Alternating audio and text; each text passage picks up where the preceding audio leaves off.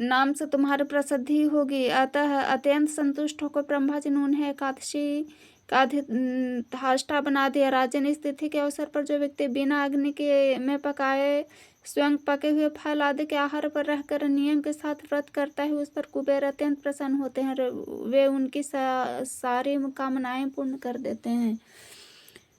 धनाध्यक्ष कुबेर के मूर्तिमान बनने की यह प्रसंग संपूर्ण पापों का नाश करने वाले। जो व्यक्ति भक्ति पूर्वक इसका श्रवण अथवा पठन करता है, उसका सारे मनोरथ पूर्ण हो जाते हैं। अंत में वह स्वर्ग लोक को प्राप्त होता है।